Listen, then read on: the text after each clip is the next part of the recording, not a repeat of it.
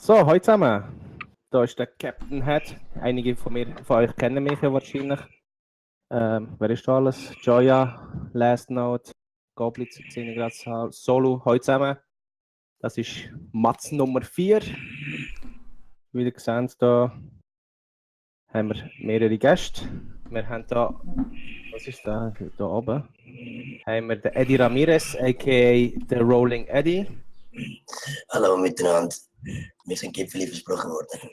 Genau. Wir fangen erst an, wenn der Eddie seine Gipfeli hat. Also von dem her. Der Eddie Also ist. ich hätte schon Gipfeli zur Verfügung, aber ich weiß nicht, ob er ihn will. Scheiße, ich kann den gerade gar nicht muten. Fuck. Ja, hat schon mal gut angefangen. Ja, der Eddie ist ein Stand-up-Komiker. Er wird dann nachher auch ein bisschen mehr über sich erzählen, über was er genau macht und so. Dann haben wir den Rocca, auch da neben mir. Irgendwann. Zu dem muss ich ja nicht viel sagen. Den will man auch gar nicht hören oder sehen. Und ja, dann wäre ich noch der Captain Head zu mir. Mich kennen sowieso schon alle. Gut. Meine Damen und Herren, ich glaube, der Head ist durch. Er bekommt Ja, nachher wird eine durch. Bezahlung mit dem Scheiß. Mit der Gipfeli. Mit den Gipfeli, Bullshit und so. Alle Streams, alle, die schon da sind. Rot. Heute haben wir zum ersten Mal jemanden mit dabei, der nicht streamt. Zumindest so wie ich weiß. Und Das stimmt bis jetzt. wie? Das stimmt bis jetzt. Aber ja, bis jetzt. Ich muss jetzt aufpassen, was ich weiter sage. Das erste Mal, und wenn ich mich nicht täusche, darum habe ich den Witz gelassen, wir sind, glaube ich, das erste Mal alle drei Ausländer, stimmt das? Dun, dun, dun.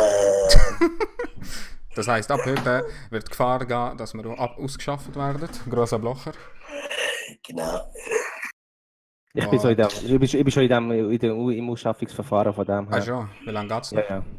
Ich hoffe nicht mehr lang. Ah gut. Und sonst eine Schweizer Frau finden, zack, und Ja, dann ja. ist gut. Dann bin ich auch schon dran. Richtig.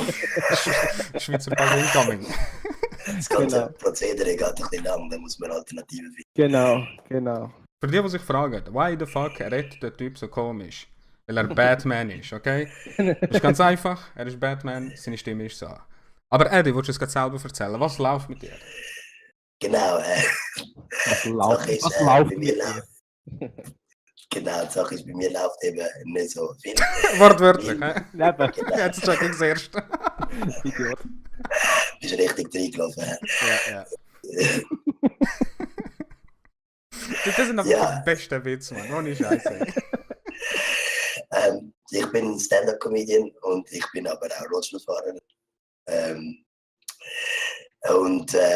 Ich mache das jetzt schon seit 3 Jahren, also im August 3 Jahre. Und ich rede hauptsächlich über mein Leben als Rollstuhlfahrer. Also die Leute stellen dumme Fragen und ich gebe dumme Antworten. Und fahre ihnen über den Fuß. Und das ist eigentlich so ein kleines Markenzeichen, so ein bisschen mein charmanter schwarzer Humor. Und die Stimme kommt auch von dem. Ich bin 3 auf die Welt gekommen und habe jetzt selber schnaufen. Und dann Ist es wirklich wegen dem? Also, dass es einfach. Ja.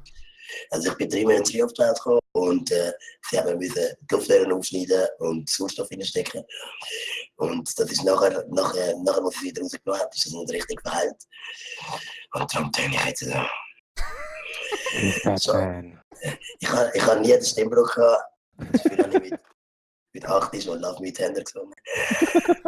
An der Schulaufführung. Sehr schön. Schau jetzt drauf, wenn du kommst, wenn es dich einladen irgendwo. Dann soll darauf achten wegen deinem Rollstuhl. Meistens. Also Meistens, ab und zu so fuck it, der kommt schon auf irgendwie. ja, meistens kommt dann so E-Mails so, ja, aber wir haben dann 2 Stufen. Ich so, nein, schon gut, da finden wir einen oder eine, die ich so finde, so, du bist der falsche Zeit am falschen Ort, du hilfst mir zu.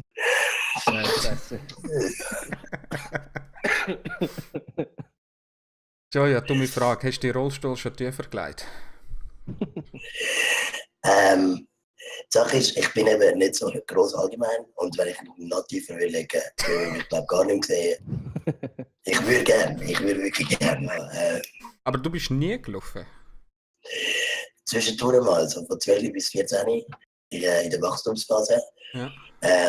Und wo ich aber noch mehr gewachsen bin, ist mein Oberkörper immer schwerer geworden und meine Beine. Und, also jetzt kann ich zum Beispiel nach kurz aufstehen, so 1-2 Sekunden, zum etwas schnell holen oder so. Und, oder aufs WC gehen, das macht es so viel einfacher. Und also ich spüre auch meine Beine. Also funktioniert alles. Es funktioniert alles, außer Fußballspielen. Aber Bowling geht. Ja, dafür machst du 100 Meter Sprint oder so. He? Genau, ich habe ja Optionen. Ja, es ist noch krass, weil ich habe jetzt gerade also ein Comeback müssen machen. Ich bin recht lang, wie vor ein paar Monaten überfahren. Und ja, ich hätte nie gedacht, dass ich Rollstuhl fahren kann, mal vom Schritt, aber das immer. Ist aber die Story hat, die ich vorher gemeint habe. Ja. Er ist knallhart vom Auto überfahren worden. Scheiße. Und, Da bist ja, du im fucking Rollstuhl hey, und da kommt noch irgendein Pissgrind und überfahrt dich noch einmal, weißt du? Es langt Absolut. nicht, weißt du? Es langt nicht. Kaputt machen. Genau. Weißt Es muss entweder Das ist oder, so. weißt du? Das ist so der Moment, wo du einfach so in den Himmel schaust und du verstehst und findest dann, warum? Und jetzt habe ich es wieder aboperieren und das ist zum Glück alles wieder im Alter. Ich laufe immer noch gleich schnell. Jetzt bin ich besser. Das wäre es ja noch gewesen, wenn es nachher noch einmal Ich glaub- gegangen wäre. Dann wäre es selber nochmal drüber gefahren. So, ja, ich kann es mir noch etwas anderes bleiben. Ja. Und jetzt bin ich seit dem März bin ich wieder so ein bisschen am Auftreten. Und das ist dann eben auch dann gewesen, wo ich dann eben wirklich so den Auftritt hatte bei SRF und wo ich dann gerade irgendwie so alles gerade so ein bisschen explodiert ist und jetzt langsam wieder kommt. Und ja, es ist turbulent gewesen. So in den Auftritten, und ich weiss jetzt nicht, wie offen du da kannst sein. Wie viel verdienst du da? Im Fernsehen? Ja, ganz unterschiedlich. Manchmal ist du einfach, weil dir jemand sagt, es gibt Gipfel.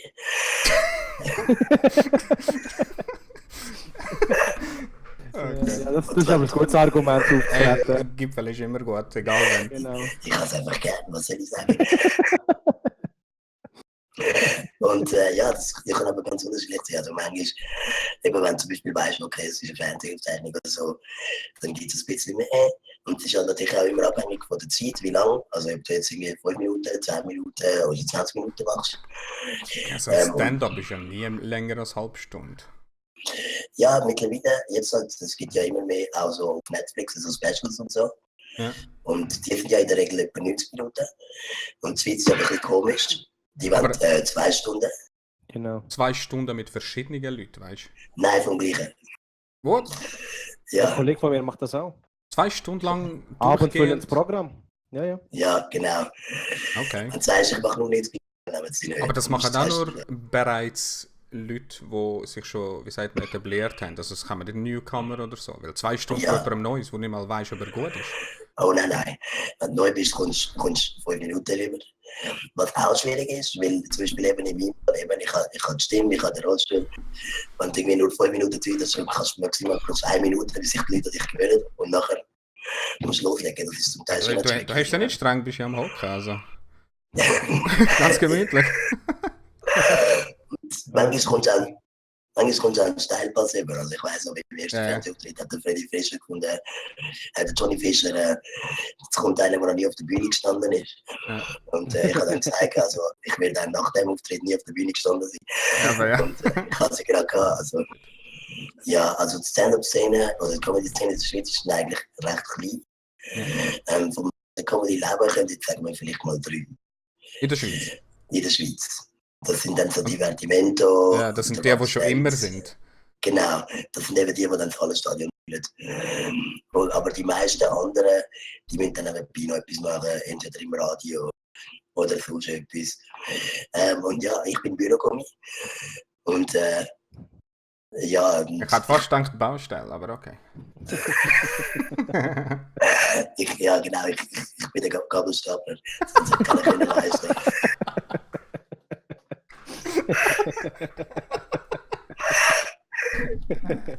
Oh fuck mal nein. Frag Sagen da einfach nichts mehr. Hey. Ja. Weißt du, dann denke ich mache einen bösen Witz, dann kommt er hinführen und ich gerade nochmal ein. Ja, dann nimmt er die auseinander. Der Gabelstapler. Ja, Das wäre ein Spitzname. So, Oh Gott. ja, aber es ist eben auch cool, weil Comedy, vor allem Stand-Up-Comedy, jetzt mit der Netflix und so, Mhm. wir wissen immer mehr Schweizer, okay, was Stand-Up ist. Und sie wollen das auch immer mehr, weil die Schweiz hat eigentlich mehr immer so Kabarett gemacht. So, du spielst eine Figur und dann singst du ein paar Lieder. Und jetzt werden die Leute aber auch wirklich cool, wenn du da stehst und etwas erzählst. Mhm. Und es gibt auch wie so ein bisschen so eine Trennung so zwischen den alten Comedy-Fans und den älteren. Und die Neuen, die aber wirklich sagen, so, nein, ich will Stand-Up. Und die sind dann aber auch überrascht, dass es Stand-Up überhaupt gibt in der Schweiz. Ja.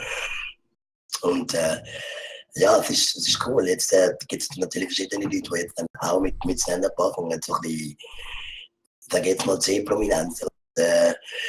Zu was Okay, und zählst zum du dich? Beispiel, wenn nicht ich. Okay. Also, ja, und es ist recht cool zu sehen, dass es genau immer mehr machen, so Bar, wo du vielleicht mal kannst gehen und dann probieren. Es gibt auch eine kleine englische Szene in Zürich, die jetzt auch so ein bisschen am Touren ist. Und ich weiß nicht, wie das ist, aber ich könnte mir das so ein bisschen wie Twitch in der Schweiz vorstellen, dass es so ein bisschen ähnlich ist. Aber da könnt wahrscheinlich ihr mehr dazu sagen. Weiß nicht. Ich würde es nicht vergleichen. Twitch kann ja jeder machen. Gut, kann jeder Comedy machen. Jeder denkt, er ist witzig, aber weißt du, wirklich Ja, auf der Bühne theoretisch, stehen, ja. auf der Bühne Leider, stehen ja. und gleichzeitig live sein, so wie jetzt, finde ich schon unterschiedlich. Jeder kann das machen hier. Jeder geht hier live, jeder macht einfach irgendeinen Scheissdreck und denkt, er schafft es dann, weißt du. Also hier musst du dir nicht einmal Mühe geben. Es klingt behindert, aber es ist so. Was Man muss haltet auch ihr der von Edit- schwarzem der Edit Humor? davor Und dazu nicht wortwörtlich, sondern wirklich schwarzer Humor. Und Sally Enkerer Okay. und alle, die noch unter der Suche sind, Genau, heute Strike, zusammen. Hacks, Joya Fest. Und ja, fest, meine Nase, Hey, meine Nase beißt. Schwarzer Ich muss Humor. jetzt gerade ein bisschen nachfüllen. Ja, Ich persönlich liebe es. Schwarzer Humor ist mein Ding in allen Arten. Und wirklich ohne Grenzen, ohne nichts, egal welche Situation, sofern es auch Humor ist, weißt du. Also, weißt, wenn jetzt einer wirklich Ja. rassistisch wird, weil er rassistisch ist, ist etwas anderes. Aber ja, ich persönlich sehe mich auch eher, was den Humor anbelangt, extrem rassistisch. Also, next level schon. okay.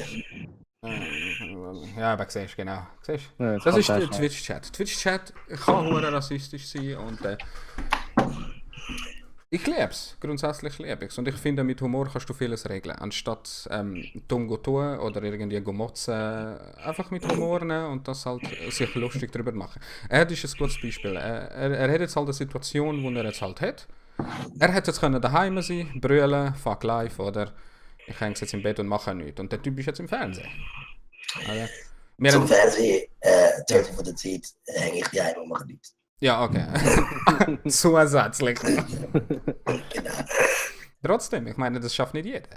Oder wir haben gerade vorher, bevor wir angefangen haben, darüber geredet, wie nervös man wird. Ich persönlich weiß nicht, ob ich das schaffe. Oder? Und Humor ist alles andere als rassistisch. Ja, natürlich ein Kerl. Aber gewisse Leute nutzen Humor als, wie sagt man, Ausrede zum rassistisch zu sein. Oder? Also, ich sage jetzt mal so wie ich von mir kenne, ich bin auch schon gebucht worden und dann haben die Leute gefunden, das ist der Eddie und er macht sich immer behindert lustig. Ja. Und das ist wie so, das stimmt für mich wie so nicht, weil was ich mache ist, ich rede ganz spezifisch von meinem Leben und ich mache einfach mich fertig, weil ich weiss, ich vertrage es. Aber ich will jetzt nie irgendwie quasi mich über einen anderen Rollstuhlfahrer auf der Bühne lustig machen oder was auch immer. Weil ich weiß nicht, wie die Person mit dieser Situation umgeht, oder? Und bei mir Aber weiss wenn- ich aber auch Grenzen. Das ist ein guter Punkt, du hast schon recht. Aber wenn jetzt, du bist auf der Bühne und du siehst einen mit dem Rollstuhl und du sagst, jetzt, du machst dich nicht lustig über ihn, aber der Typ ist doch da, um dich zu sehen, weil du dich lustig machst über Rollstuhlfahrer. Also kannst du ja davon ausgehen, dass er das einstecken kann. Weil ich bin aber genau umgekehrt. Ich kann mich schon lustig machen über mich. Nonstop, scheißegal. Ich kann das einstecken, alles easy. Aber ich mache mich hure gerne lustig über andere.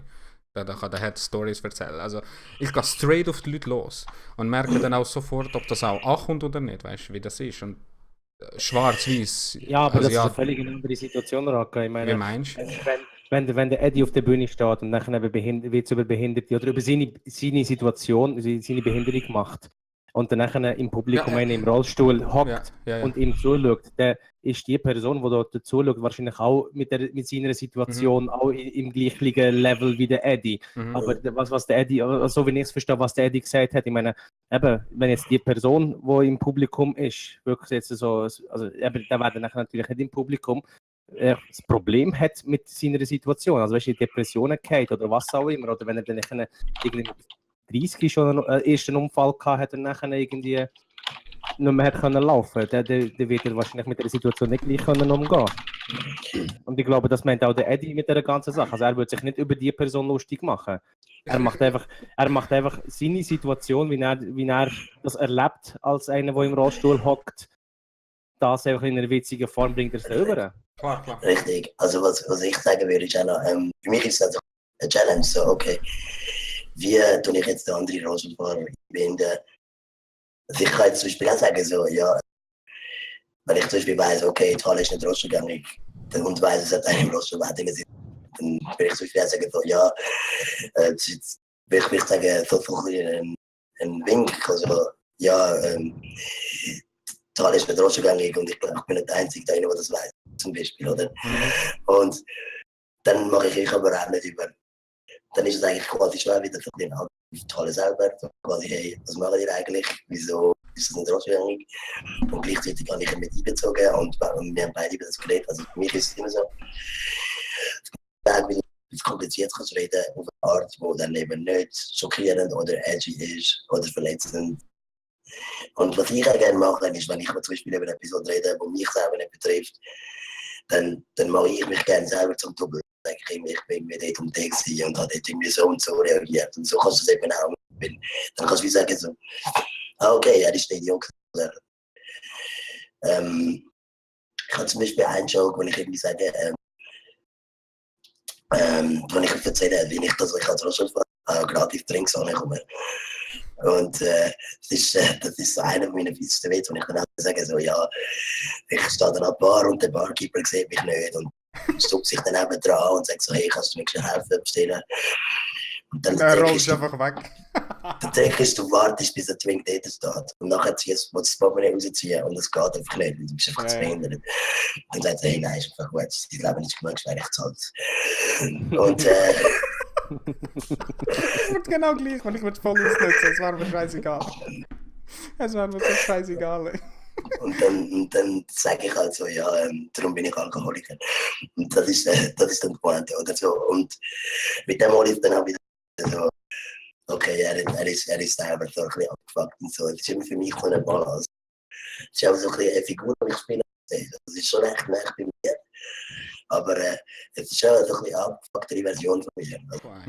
Oder? Ja, Ja. die Geschichten sind einfach auch immer ein bisschen überspitzt. Ich meine, du hast es Ja, wahrscheinlich natürlich. schon auf eine gewisse Art erlebt meine- und dann machst du halt ein bisschen Und machst eine riesen Story daraus. Ja, Eigentlich machst auch gut einfach geschrieben. Das, extrem. so mental bin ich der Meinung. Ich habe auch einen gekannt, der MS hat, habe mit ihm gearbeitet, Multisklerose, wo ja die Muskeln, glaube ich, oder versteifen. Und der war auch ein älterer als ich, ein cooler Typ und hat halt immer weniger und weniger laufen. Dann habe ich ihn lange nicht mehr gesehen und plötzlich sehe ich ihn im Rollstuhl. Und der war nur am Witz reissen wegen dem. Aber keine Ahnung. Harte Story, aber gleichzeitig hat er damit umgehen.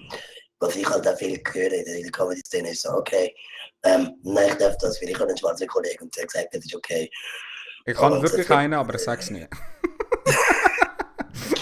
Das ist für mich kein Grund. Wenn ich einen Witz mache, muss ich nicht ausreden Ja. für jemanden. Richtig. Und das ist für mich dann schwierig, weil es ist wie so, es wird aber trotzdem viel Schwarze geben, je nachdem, wie wo das dann nicht cool findet. Und ich finde, dann gibt es aber auch immer einen Weg, wie man den Witz machen kann, dass er dann eben nicht so rassistisch ist oder nicht. Also ja, also ich zum Beispiel, als ich Witz am Schreiben war, habe ich irgendwie gemerkt, okay, das finde ich vielleicht so ein bisschen ungewiss oder so. Und ich bin dann aber der dann sich Challenge macht und sagt, okay, ich schreibe ihn um, bis er funktioniert ohne das. Also, Und ich verstehe aber auch, wenn die Leute sagen, so, ich mache das nicht, weil eben Witz schreiben ist schwierig. Es braucht recht viel, das wird mega unterschätzt. Und gleichzeitig muss ich dann aber auch sagen, okay, aber wenn du den Witz dann bringst und die LGBT-Community findet so, hey, wir gehen nicht an deine Shows, dann musst du damit rechnen und dann ist es fair.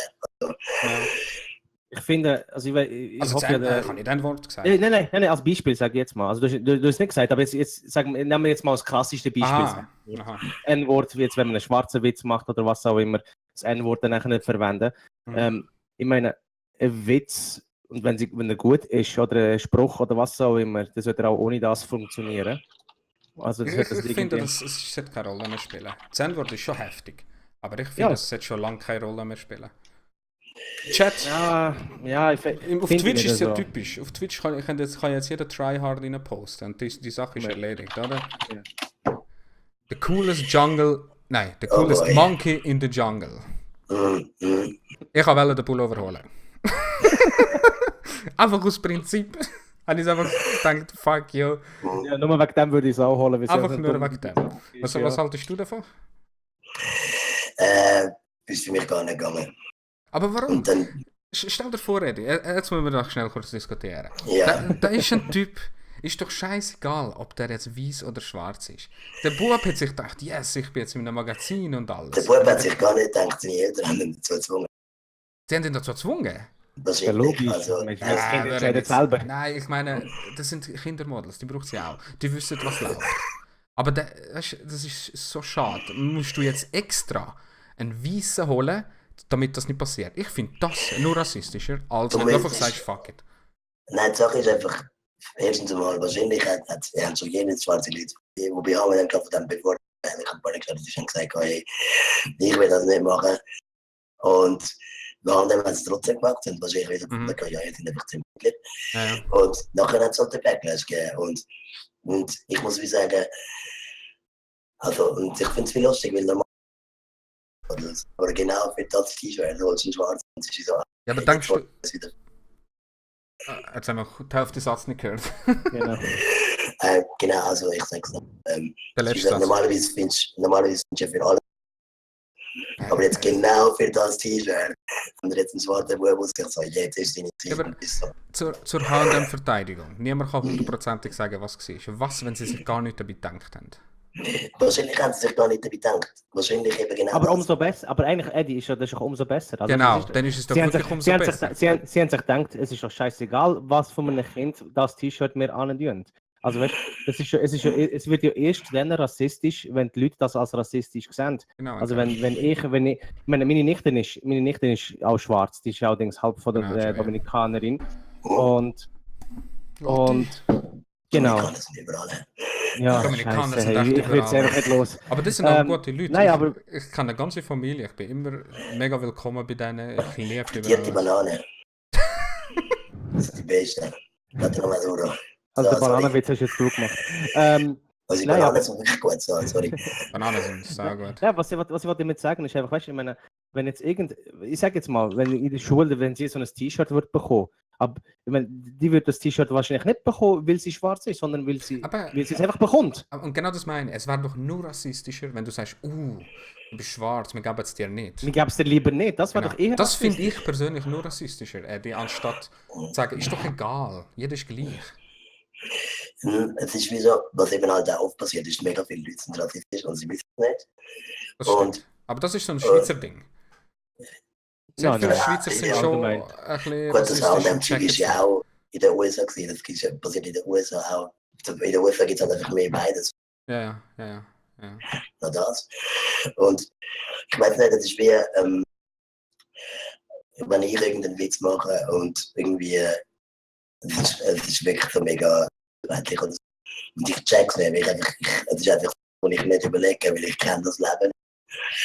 Und dann kommt jemand und sagt so, yeah, yo, das ist jetzt aber so. Und dann ist wieder, dann habe ich zwei Wahlen. Ich kann entweder weiter, oder ich kann sagen, okay, dann mache ich etwas anderes. Und es ist wie so, wenn ich die Wahl habe zwischen zwischen irgendwie eine ganze Community hässlich zu machen oder eben nicht, dann würde ich mich immer für das Zweite entscheiden. Ja, logisch, wenn du es ja weißt, dass es passiert. Das ist aber oder wenn du- eine bewusste Entscheidung. Genau, aber das will ich sagen.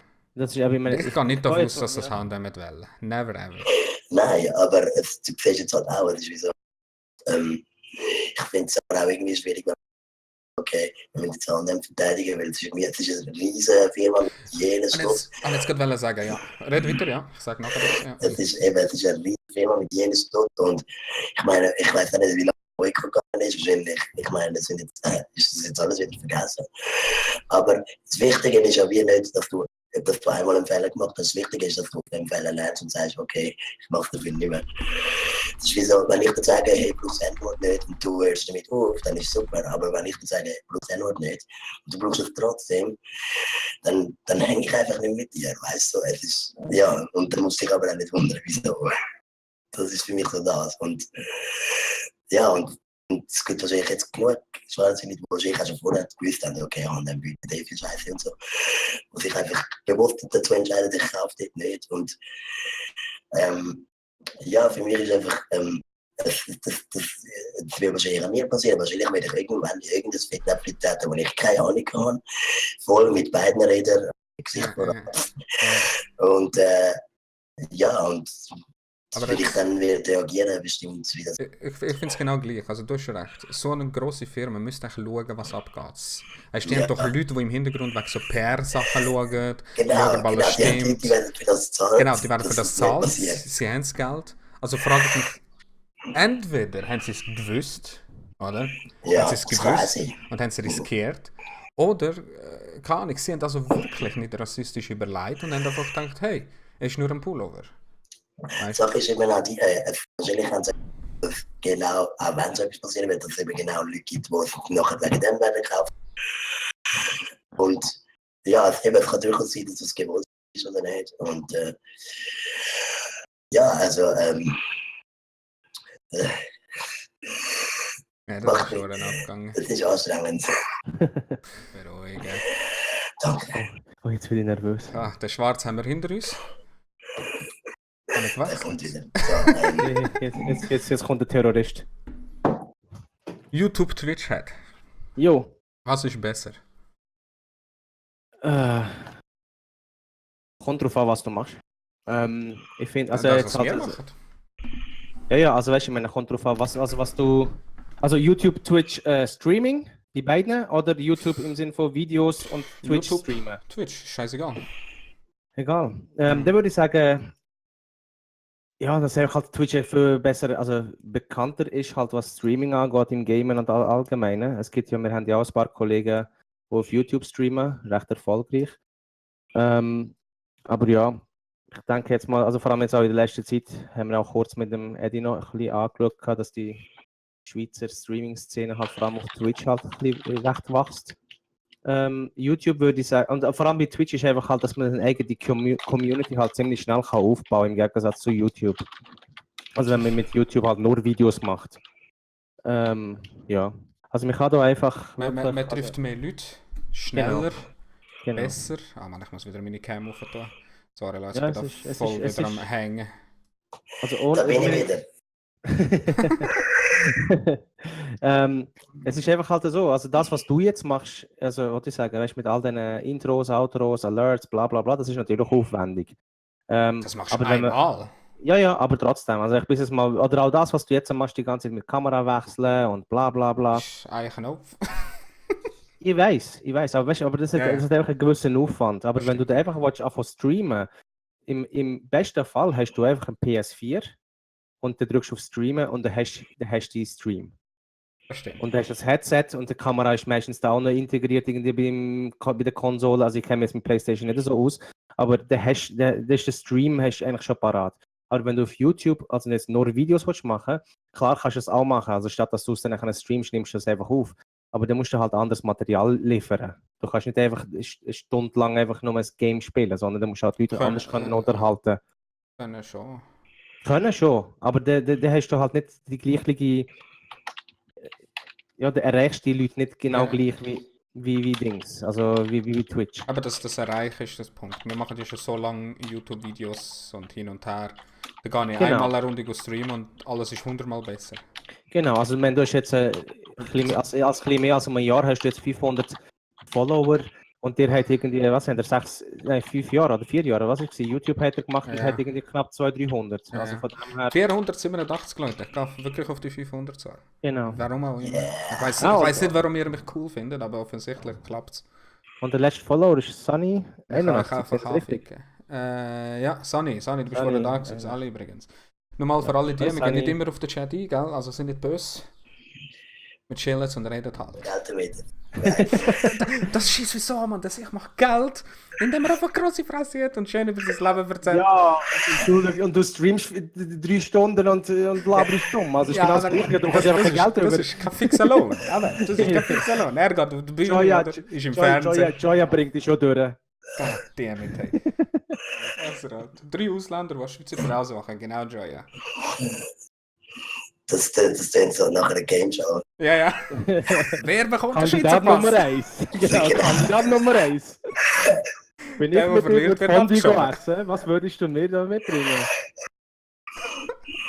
Es ist einfach, du musst halt so in der YouTube-Welt und Twitch-Welt mega dranbleiben.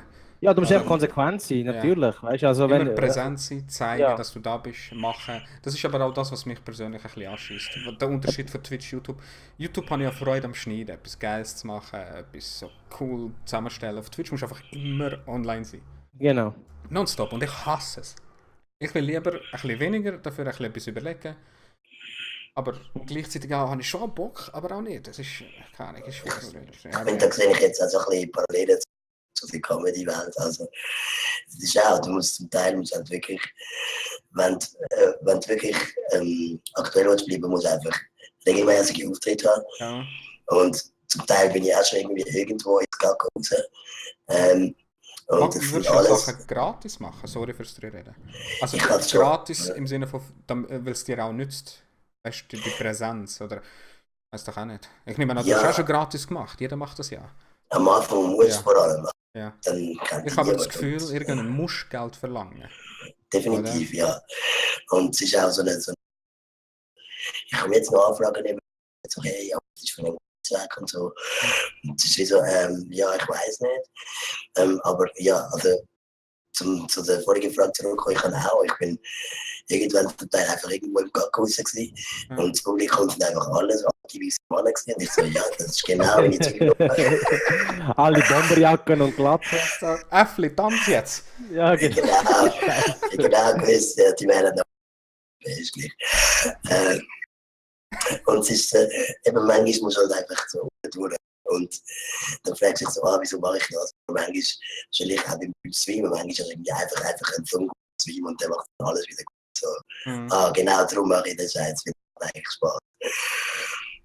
Wir kommen jetzt zu den 3 random Fragen. Da tue ich 3 random Fragen stellen. Ihr im Chat könnt mitmachen und beantworten. Wir werden jetzt nicht schauen, er schießt mich an, aber dann so mitmachen. 3 random Fragen, die ich einfach an uns allen 3 stelle. Teilweise sind es mega interessant, teilweise sind es mega behindert. So wie ich eigentlich. Dumm, du bist so Das- dumm. Du bist der Dümmste. Ich habe gar nicht gesagt, ich habe es gar nicht so gemeint. Du bist wirklich der Dumm. Ich habe es gar nicht so gemeint, Mann. Das wird der Name von meiner Autobiografie. Teilweise interessant, aber auch recht behindert. Und ein bisschen lustig. Genau, und das ist So geil. Ich hätte es nicht gesagt, hätte ich es nicht mal gecheckt. Nein, aber das Lustige ist, ich habe einen Kollegen, wo seine rechte Hand so verkümmert ist. Habe ich das auch schon erzählt, Rocker. Und der macht ja, auch die ganze Zeit so Witz. Und weißt du, ich meine, das ist dann nachher halt so, das ist fast ein bisschen so, eben, ich habe einen schwarzen Kollegen, der darf das N-Wort benutzen. Neben ihm mache ich dann halt auch die ganze Zeit so Witz. Ja, aber das ist ja unter euch. Oder Homies. Ja, Es ist ja, ja ja, nicht so, dass eben. das ist bei mir Klar. ähnlich. Das ist bei mir Eben, ähnlich. ich würde jetzt nie irgendwie zu jemandem gehen, der irgendwie keinen Arm hat, und dann irgendwie, weiss doch nicht, mach mal, du mal in die Hände klatschen oder so. Würde ich jetzt auch nicht sagen, ist okay. aber einfach so Zeug halt, das ist so ein bisschen ähnlich halt, aber pass auf Ja, ja. auf, was du sagst, Rocker. Ja, ja. Nein, ist gut. Also, random Frage. 3 random Fragen. Erste Frage. Welches Ereignis, klein oder groß, hat den Weg deines Lebens verändert? Und jetzt auf Türkisch. Kürümüsürü. Es hat zu wenig Lang- Eis gehabt. Es hat zu wenig Typischer- Eis gehabt. Grümige Typischer Sürü. Anfängerfehler. Ja, ja. Ich wollte einfach nicht allzu also es ist eine ziemlich persönliche Aber Frage halt. jetzt kann ich sagen, Und, es und ist- ich wollte ja. nicht zu viele Details rausgeben, aber es sind halt eine gewisse Personen, die ich kennengelernt habe halt. Ah, merci. Positiv Merci. oder negativ? Merci, Ed. Oder beides? Eddie, du hast mein Leben verändert. Das tut mir leid. Ja, ich weiß, aber nicht im positiven Sinn leider. Aber Ähm, gibt es nicht etwas, wo du denkst, so holy shit, ey, ab heute ist alles anders? Ja, das Was ist das? denke ich, ja. Das ist Wo du das, eine aber Person kennengelernt hast. ja, eine gewisse Person. Aber ich wollte nicht Details dazu. Ja. Der Tod von meinem Freund. Ja, bei Joy hat ja einen Freund verloren. Und das ist sicher etwas, das kann ich. wo heftig alles ändert. Ich habe Gott sei Dank bis heute gut, ich habe 2 Onkel habe ich verloren, aber es ist okay. Es ist jetzt nicht so nahe gewesen wie irgendwie, also wie soll ich sagen, Mutter, Vater oder Freund, Freundin oder alles. Mit dem Tod habe ich so wenig zu tun. Eddie, jetzt hätte ich dich fast schnell überspringen. Ja, also ich glaube, der Moment, wo mein Leben so, vor allem jetzt so recht einschneidend ist, wo ich vor 3 Jahren mein erstes Telefon habe. Nur schnell, Ich habe nur schnell. Hast du schon immer was wollen machen? Nein, Nicht, okay. ich habe einfach wirklich, ich habe meinen Kollegen halt erzählt, dass wieder dummes gelabert worden ist im Ausgang auf irgendeinen Tipp oder so einer. Und sie hat dann irgendwann gefunden, und sie sind halt Musiker. Und dann kann ich aber muss es nicht auf der Bühne machen. Ja. Und dann habe ich mich angemeldet, habe mich immer angemeldet. Ich habe wirklich nicht gedacht, dass es so ein Erfolg wird. Ich habe wirklich gedacht, okay, dann bin ich zum Strub oder was auch immer. Ja. Und ich habe aber angefangen und die Leute sind so abgegangen. Ja. Und ja, seitdem habe ich gewusst, okay, ich will das unbedingt machen. Mal schauen, wie lange es jetzt noch geht. Solange es jetzt noch geht, so lange machen. Also, Und es hat mein Leben positiv verändert. Okay. Aber halt so heftig, dass, also das ist wirklich, das fällt dir so vor dir, das ist es 100%, wo alles geändert hat. Ich kann es mir auch vorstellen, es wäre wahrscheinlich bei mir nicht anders. Und also auch für mich jetzt im Alltag zum Beispiel, es ist wie, ich bin viel selbstsicherer geworden und ich sage immer mal etwas, wenn jemand irgendwie zu mir Schnurren hat oder wenn ich eine Idee habe, dann bringe ich die. Also das ist wie so, weil ich auch gemerkt habe, okay, ich bin eigentlich recht, ich rede eigentlich nicht so viel. Ich bin eigentlich mehr der, der im Hintergrund ist und so. Und ich rede nicht viel, er ist durchgehend am Reden. Sagen, man merkt es, du redest überhaupt nicht, hey. Wir sind alle nicht einmal zum Wort gekommen bis jetzt. Welcome to the Eddie Show. Genau.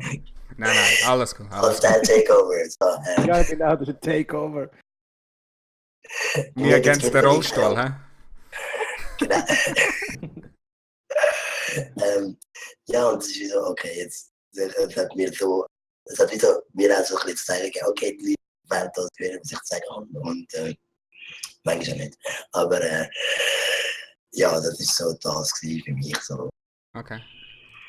Zuerst habe ich gedacht, so, irgendetwas wegen meinem Vater. Weißt du, ich bin aufgewachsen ohne Vater und der Idiot ist einfach mal gegangen. Und das war so eine saftige Änderung. Beirocken. Gehst du? Joya, oder was? Oder ist es wegen dem Witz vorher gewesen? Nevermind. Vater wahrscheinlich. Der Takeover. Aber ja, es ist echt das gewesen. Sobald er gegangen ist, hat sich einfach alles geändert. Und das muss ich auch nicht mehr dazu sagen. Wann habe ich nie etwas ernst zu nehmen?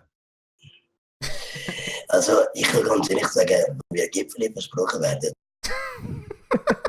Du bist von Anfang an gescammt Ich worden, kann sie Bro. nachher nicht. Ja, ich bin einfach wieder einmal verarscht worden. Ich kann sagen, Ich stelle mir so vor, wenn der Eddie Fernsehauftritt so Vertrag so, okay, Jungs und Mädels, wie viel Gipfel ist?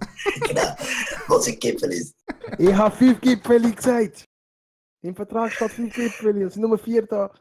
Macht der Portemonnaie auf so Gipfel Brösmeli kann man das. Alles so Gipfeli-Gutschein, so Märkli von Coop und dann Ja. verschiedene.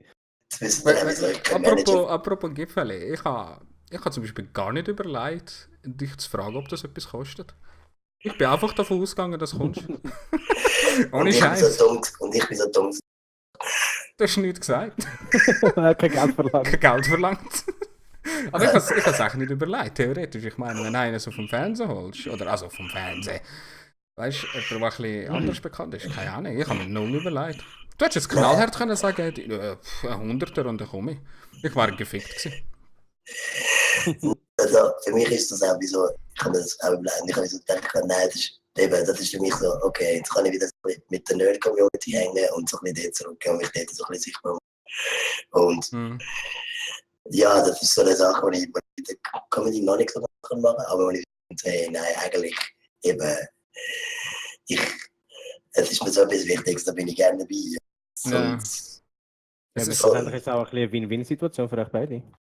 Im Endeffekt schon, ja. Ja. Im Endeffekt schon, klar. Aber das ist Also, das, ein du bisschen kannst ja Werbung nicht, für den Eddie. wenn Fernsehen dich einladet, weisst, die haben Geld. Oder? Da kannst du ja sagen, hey, gib mir was oder so. Gratis Promo. Ja, aber das ist aber das Promo-Zeug.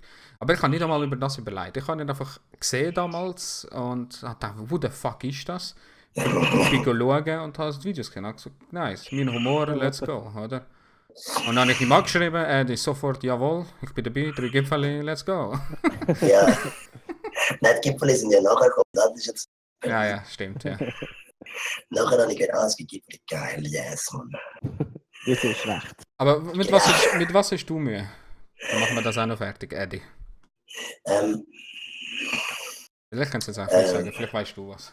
Nein, was ich zum Beispiel, ich habe beide Situationen schon gehabt, wo ich mit mir hatte. Und zwar sind jetzt beide so Wettbewerbe gewesen, Open Mic mäßig, und die hast du ja in der Comedy eher wenig. Und zwar einmal habe ich gewonnen. Und dann hat aber der Moderator hat vorher gesagt, aber er hat nicht gewonnen, wie er im Mostel ist. Und sie so, okay, danke, dass du es gesagt hast. Ja, einfach erwähnen. Und einmal habe ich gewonnen und dann ist gesagt worden, ja, eben so ein bisschen wild halt im Mostel ist. Und sie so, man, beides einfach scheiße, ich sag's mir einfach nicht. Ja. Lass mich einfach gehen. Ja. Ist aber genau das, was wir gemeint haben. Weißt? Warum auf Sachen drauf eingehen? Man Ja. kann Witz daraus machen, aber nicht auf das eingehen. Ja, das ist auch Weshalb, unterschrieben. weshalb urteilst du Menschen am meisten? Das ist jetzt die letzte Frage. Muss ich wieder? wieder? Ja, Kann machen ich wir wieder? wieder einen Handyboy. Also, schau, ich tue generell Menschen nicht verurteilen oder beurteilen. Egal was Hast du ist. nicht den ersten Eindruck von jedem? Das hat man. Aber ich tue jetzt nicht vom ersten Eindruck her schon irgendwie also alles schon irgendwie beurteilen oder irgendwas auch immer. Ich habe ein Bild von dieser Person. Ich meine, den Eddie habe ich jetzt auch zum ersten Mal jetzt so live kennengelernt. Ich meine, ich habe vorher zwar auf Videos gesehen und so, aber also ich habe mal ein Bild von einer Person, aber ich beurteile die Person nicht. Meine Kriterien sind einfach, also mein Kriterium ist einfach, die Person ein Arschloch oder nicht. Wenn die Person ein Arschloch ist, dann ist die Person fertig für mich, und wenn sie kein Arschloch ist, dann ist es mein Freund. Ich Sag jetzt mal. bin anerkannter Arschloch, also... Ja, aber du bist eine andere Art, eine andere Art von Arschloch. Hauptsache Arschloch, weißt du? Was? Hauptsache ein Arsch. Ja, aber das ist recht ausgeweitet, weißt du, darum ist das okay. Nein, bei den anderen, es ist wirklich so. Also, weißt, ich habe wirklich weder eben irgendwie ausgesehen, noch irgendwie, ob sie jetzt dick oder dünn sind oder irgendwie eben sonst irgendetwas ist. Türk. Genau, sogar Joya ist meine Freundin. Also von dem her. Eben, wie gesagt, mein einziges Kriterium ist wirklich, ob die Person ein Arschloch ist oder nicht. Religion, Rasse, alles ist für mich egal.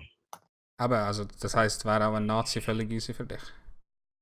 Nein, weil das ist für mich Grund auf ein Arschloch. Ja, aber wenn man von Grund auf geht, das sind viele Idioten. Ja, aber das weiss ich ja nicht von Anfang an. Ja. Das ist ja das, was du sagst. Also, wie beurteile ich Personen, wenn ich sie kennenlerne, dann merke ich, es ist ein Arschloch von Grund auf. Das ist für mich das ist ein Arschloch und da wollte ich nicht mit denen zu tun haben. Aber eben, bei einem Nazi, da kann ich gar nicht anfangen, weißt du, da muss ich gar nicht irgendwie schon probieren, tiefer zu gehen mit dieser Person. Das ist ja logisch, aber wenn du jetzt einem Nazi mal die Chance gibst und sagst, Nein, hey, es gibt keine Chance für einen Nazi. Vergiss mal, dass du alle Ausländer...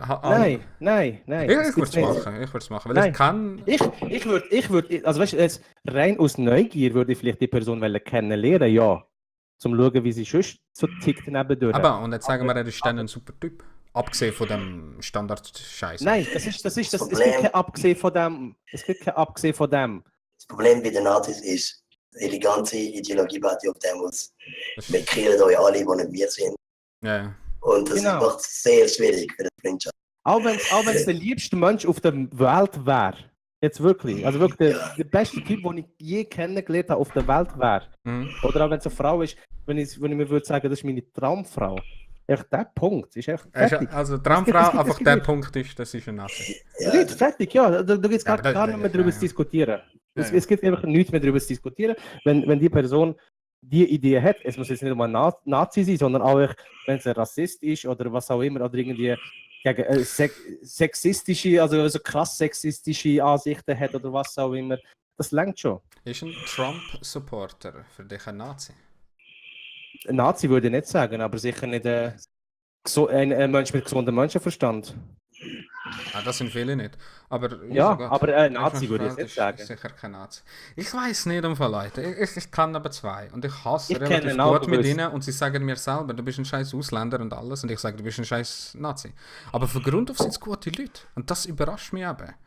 Bis auf den Punkt. das ist, Aber eben, der Punkt- das ist eben genau das. Weil sie halt eben, sie sind zwar liebe Leute, aber sie machen, sobald sie eigentlich irgendwelche Macht über dich hätten, das wird sie gerade nicht sagen. Ich wollte sagen, hätte sie die Ja. Macht, wäre ich am Arsch in dem Fall. Ja. Eben, Nicht nur die Macht, genau. eigentlich, wenn sie Situation hätten, dann bist du. Mhm. Also wenn irgendeine Situation kommt, du oder er. Ja, aber oder sind wir jetzt mal ehrlich. Wir sind jetzt alle Ja. drei gute Menschen. So Ja. wie sie uns hassen, so hassen wir sie, oder? Ja, nein. Aber siehst du, weil sonst hat jetzt gesagt, hey, dann würden wir ja etwas ihnen Schlechtes tun, also sind wir nicht etwas Besseres. Das ist für mich ein komisches Argument, weil eben ihre Ideologie baut auf dem auf, dass sie andere kennen. Und wenn du dort sagst, ich darf nichts dagegen haben, dann tust du quasi ihnen wie freie Bahn. Genau. Ja, ja, ja. Du musst eine gewisse Opposition ja auch setzen. Genau. Danke, Nazis. Wir Also, oder jetzt Dinge nicht. davon vergehen sie, Ja. nicht sagen. Der Idee hat gesagt. Mich hat es nicht interessiert. Mich hat der Mensch interessiert. Also und- das, was der Empty schreibt, hat schon recht. Das ist ja halt nur so rein theoretisch. Ja, aber ja, rein theoretisch, klar. Das ist rein Aber theoretisch. auch ein Nazi kann Nazi, oder? Also. Look, ich sage Ich muss jetzt in Verteidigung nehmen, weil es Ja, sind ja, schlussendlich ich sage auch Menschen. ich sage nicht, das sind, weißt du, also Es geht nicht darum, dass man die Idee grundsätzlich gut gute findet. Menschen, dass sie grundsätzlich irgendwie vielleicht nicht nette oder gute Mhm, Menschen mhm. sind. Aber einfach der Punkt, egal was Das ist, macht der einfach zu viel aus, sagen wir es so. Es macht zu viel aus in ihrem Leben, dass sie nicht mehr kannst ernst nehmen. Nein, einfach das ist so wie ein Ding. Das ist so wie eine ganz Körper ist gesund, aber es hat einfach Krebsgespür, das dann nachher alles zerstört. Das ist das. Sagen wir Es ist schon so. Ja, also weißt du, jetzt verglichen. Es ist verglichen. Weißt du, ich meine, es kann alles, jede Zelle kann gut sein, aber es ist einfach eine Zelle, die den Krebs drin hat, die sich dann nachher ausbreitet. Und das zerstört dann nachher alles. Vor allem, Egal es ist ja was wie so, ist. Denkt ihr, wenn einer Nazi war und er ist nicht mehr, traut er ihm wieder, ist alles wieder gut? für mich, er kann das ganze Leben probieren, etwas Gutes zu machen und was auch immer. Und ich finde das nicht. Aber er muss einfach kein Kollege sein von mir. Das ist so. Also auch wenn Ja, mach. er sagt fix, ich bin kein Nazi mehr, fick auf das, dann ist es Ja. einfach normal wieder. Ja, und ich sage, okay, wenn du jetzt sagst, okay, wenn er jetzt normal ist und ich mit dem hängen von easy, aber das ist so. Also gut, für mich kommt es nicht vor, wenn es jetzt irgendwie ganz so ein mega junger Typ war, der jetzt irgendwie, weiß ich nicht, irgendwie erst gerade irgendwie die Welt kennenlernen ist und vielleicht so in diesem Umfeld gewachsen ist, aber jetzt aus dem rauskommt, dann ist es für mich gesagt. Oder jetzt irgendwie so ein 50-jähriger Nazi, der jetzt irgendwie schon, weiß ich nicht, irgendwie auch schon mega politisch so in die Richtung hineingegangen ist, Ja. dann finde ich wie so zu spät, so. Sorry, Kollege. Aber ja, zum nochmal eine Frage zurückkommen, für mich wäre es eigentlich in eine ganz ähnliche Richtung gegangen.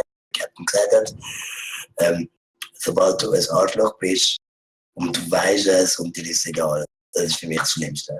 Das ist so, es gibt ja dann immer auch die, die sagen so, ja, nein, ich bin einfach, und ich sage, okay, gehst und ich finde dann immer so, nein, du bist einfach so, und du wolltest es nicht zugeben und darum, das ist jetzt der Krieg. Das ist für mich wirklich das Schlimmste. Ist ein guter Punkt, weil ich hätte jetzt auch gesagt, für mich ist ein Nazi immer ein Nazi, auch wenn er danach sagt nein. Aber das ist ein guter Also- Punkt, weil du sagst, wenn man jung ist. Weil wenn man jung ist, macht man so viele Dummheiten. Oh ja. Oder? Da muss ich wieder sagen, das stimmt. Also wenn einer jung Nazi ist und danach nicht mehr, macht es Sinn. Weißt du, Pubertät und all der Bullshit. Aber wie du sagst, wenn einer erwachsen ist, in unserem Alter, älter und so, und dann plötzlich nicht mehr Nazi ist, frage ich mich, bist du einfach dumm gewesen vorher oder bist du immer noch ein und du willst einfach nicht mehr, weißt du? Oder hast du einfach Angst, weil du jetzt weißt, okay, ich bin ein Nazi und die merken, es macht es nicht geil. Ja, genau. Was für mich auch cool ist, weil es ist okay, machen die Nazis Angst, dass sie sich nicht mehr dann ist die Welt ein besserer Ort. Ja. Trocken Also Alk ist immer Alk. Ja, das Ich würd Dings sagen, also klar, also weißt wie der Eddie auch schon gesagt hat, weißt du, er muss nicht unbedingt mein Freund sein, aber weißt man kann diesen Leuten halt gleich vielleicht eine Chance geben. ja, Also, es wie geht gesagt- darum, du hast nachher mit ihm zu tun. Du bist nachher wie, er will die beste Kollege sein. Also das ist wahrscheinlich, das nein. Eben. Das wird eh nicht Weißt du, dass du funktionieren. jemandem eine Chance gibst, ist doch immer gut, wenn einer sagt. Einer, der zum Beispiel, jetzt bös gesagt, irgendwie, weiß doch nicht, Türken zusammengeschlagen hat, irgendwie vor einem Jahr und jetzt das Sorry. Gefühl hat. Ja, bei dir ist es okay, du bist Ausländer. Labile Leute. Ja, genau. Dings, eben, weißt du, wenn. Aber dann kann er zu mir kommen und sagen, so, hey, du bist mein bester Kollege und das geht nicht. Aber weißt du, mir einfach so eine Chance geben, falls sie es wirklich ernst meinen, sich zu rehabilitieren, why not? Also ich mache mir schon ein Bild von Anfang an von jemandem und dann lasse ich mich gerne überraschen. Also positiv auch. Aber meistens ungefähr, ich habe das Gefühl, ich habe ein gutes, wie sagt man, Menschenkenntnis.